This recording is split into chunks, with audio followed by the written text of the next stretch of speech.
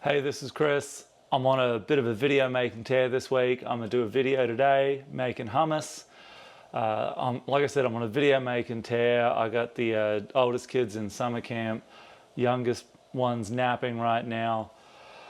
I don't know about everyone else. If you're stay-at-home parents, maybe you're familiar with this. I spent a good chunk of my life working too much, and then now I'm a stay-at-home parent, and it's weird for me. Hang on, turn the baby monitor down. I find it really disconcerting to have free time. Almost always there's something that needs to be done, and as much as it can be a burden and tiring, it gives you the clarity of mind that, well, you know what you need to do. And as soon as I don't have a list of things that need to be done, I end up having to make my own choices about what to do with my time.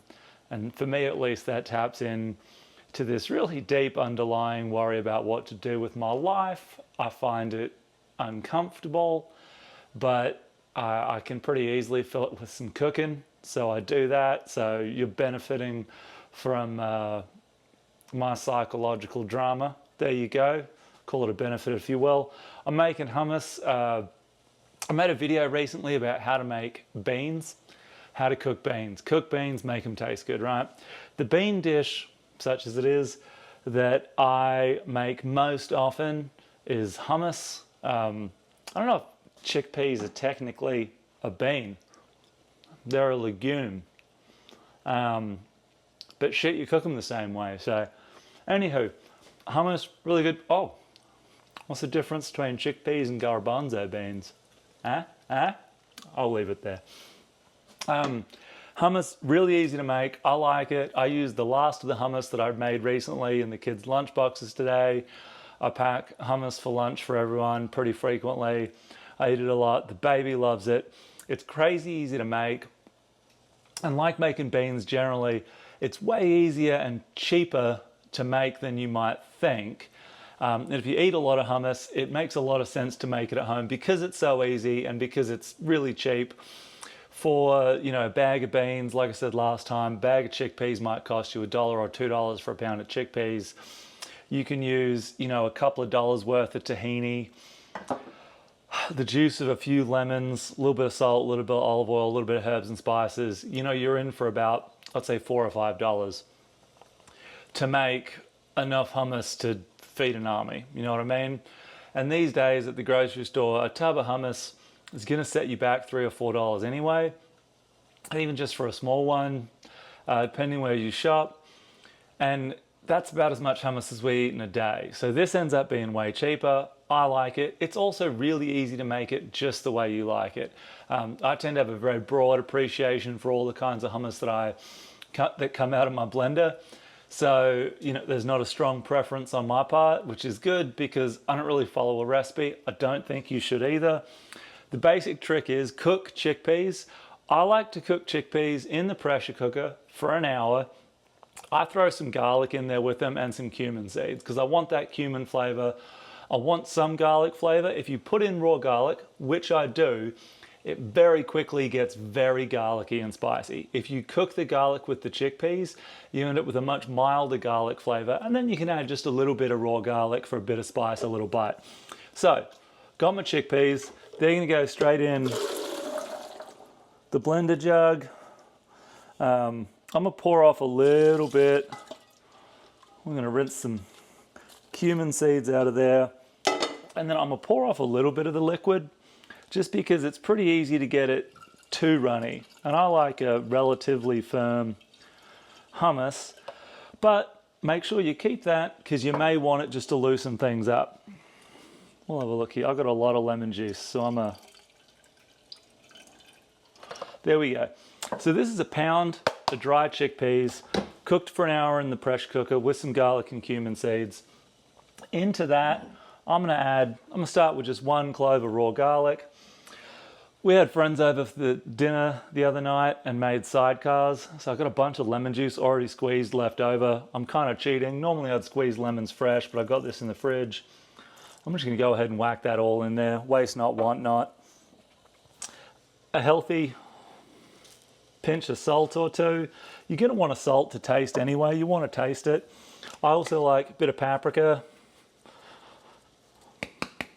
Bam, bung that in there. Olive oil.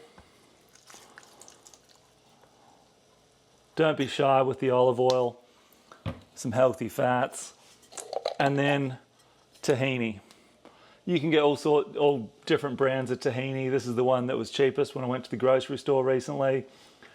And like I said, I'm putting in probably about half this jar of tahini.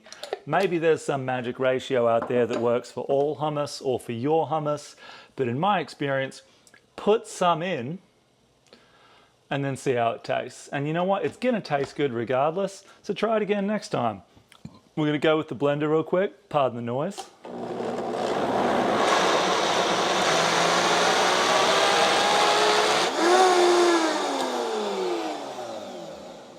There we go. It gets pretty thick. The blender doesn't always like it.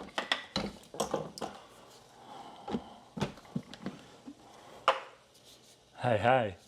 We'll try it with this guy.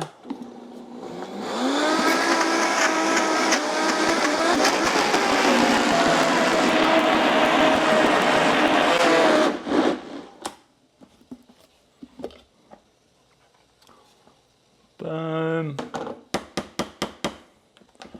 Now, hummus plays merry hell on my blender. It normally, if I really get it fully mixed in there, I often overheat my blender, it shuts off, I have to give it a rest. You can see right now, you might be able to see there's a little chickpea that's not fully blended in. I don't mind a chunky hummus, but we'll give it a whiz. Hello. You can see that's pretty thick.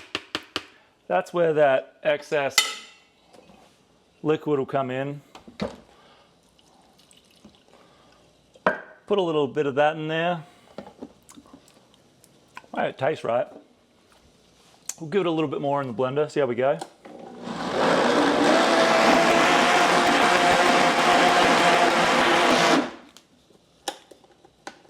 There's the blender for now. It got tired. That looks good though. Like I said, oh, waste not, want not. That's good stuff. So there you go, big old jug of hummus. Like I said, enough to feed an army. You got friends coming over, you want to be fancy.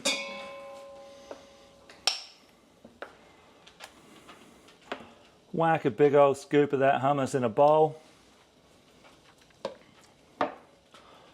Boom, a little bit of olive oil on top.